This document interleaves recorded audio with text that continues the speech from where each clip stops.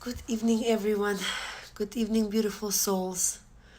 I've been absent for a few weeks. I was out of country, so that's why I wasn't able to read messages.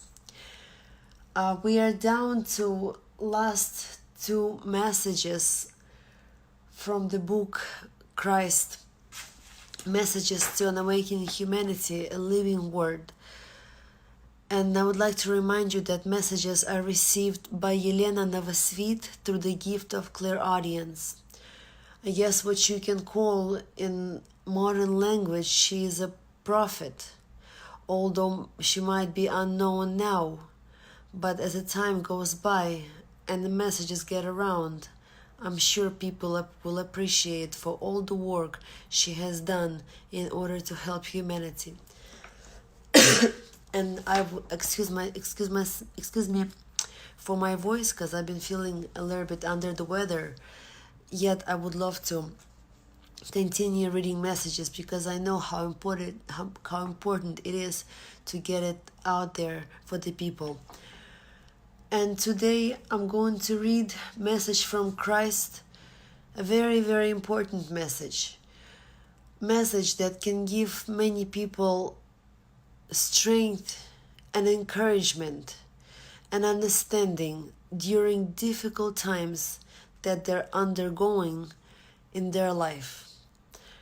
And as most might feel at the moment when they're going through difficulties, as if it's some kind of curse or God has turned away from them. But in actuality, this is our chance to evolve. This is our chance to integrate our spirit into our body, to connect our spirit with our soul. And today's message is going to be exactly about this. And before I start reading, I would like to tell you guys that higher self is our spirit, and soul is the particle, is a small part of our higher self, of a spirit that has been sent down on earth to gather the experience, to collect wealth, spiritual wealth, to evolve, to overcome difficulties, and to learn love, compassion, and forgiveness. That's the soul's job. And bring it back to the spirit so they can unite and the spirit can become even stronger, even spiritually wealthier. So the strength of the spirit. The strength of the spirit. What is this? What does this expression imply? What is the strength manifested in? The strength of a spirit is that energy potential, that energy which this spirit has managed to accumulate during many incarnations, and not only.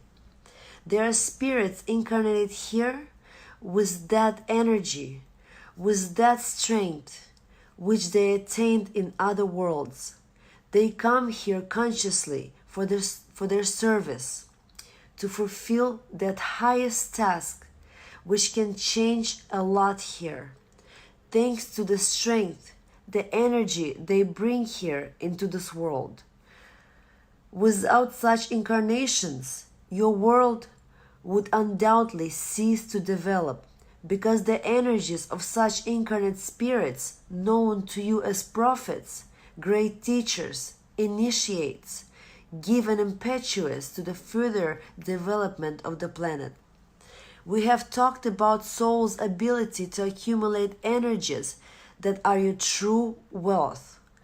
That's what you will take with you after leaving the earth. And these accumulations can be of a certain composition. That is to say, at the maximum accumulations, the energy changes its composition and has a certain powers. Many life situations inadequately perceived, causing sufferings, expressions of feelings and emotions, enable a soul to reveal, open up itself, and attain the accumulations of a certain strength, the concentrated energy.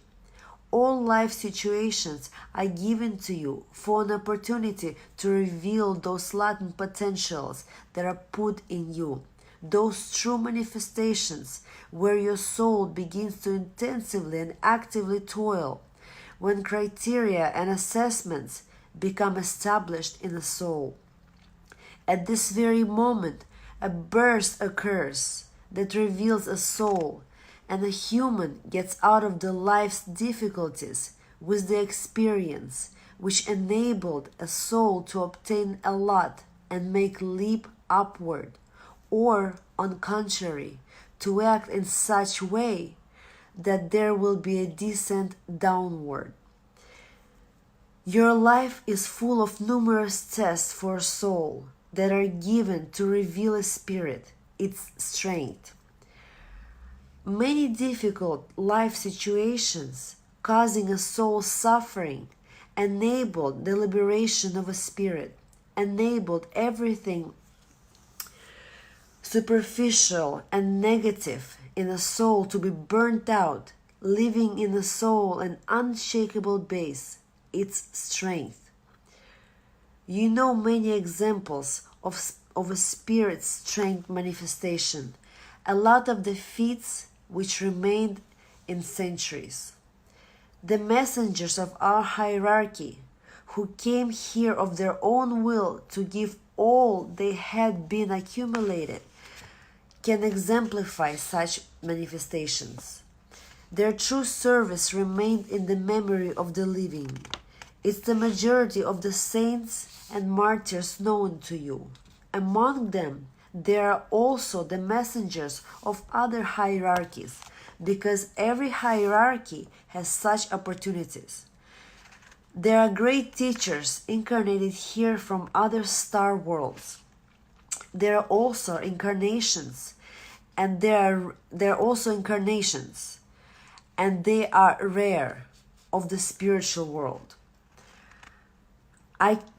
I can name some well-known to you messengers who revealed here on earth the strength of the spirit and realized their potential, and who are the representatives of our Creator's hierarchy.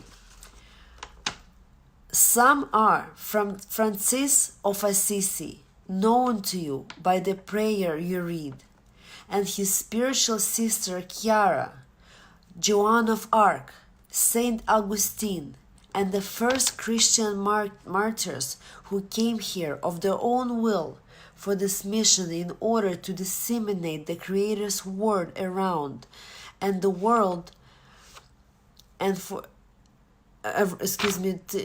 to disseminate Creator's word around the world, and for the banner of a banner of a new belief to not fall and be trampled down.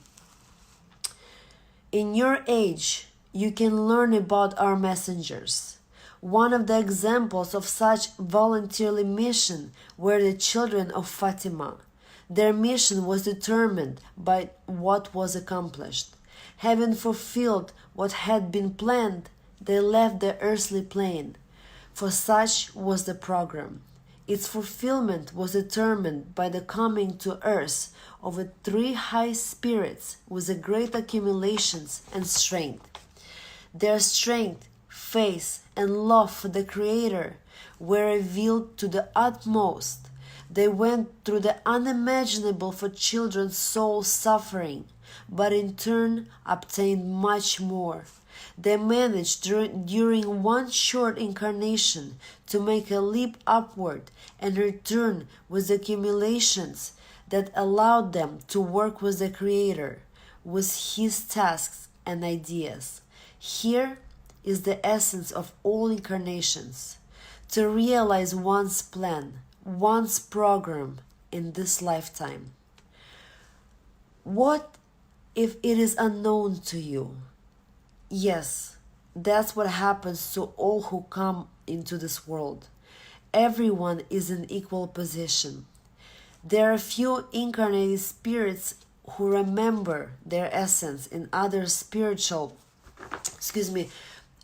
there are few incarnate spirits who remember their existence in other spiritual spheres and that program which made them come here. There are such spirits, but the majority doesn't know the goal of their coming. They are given an opportunity through various life situations to awaken the memory, recall a lot, even at the intuition level, and ask themselves a question: who am I here? And what am I living my life for? To make oneself ask these questions is already the first step on the way to the restoration of the connection with one's spirit.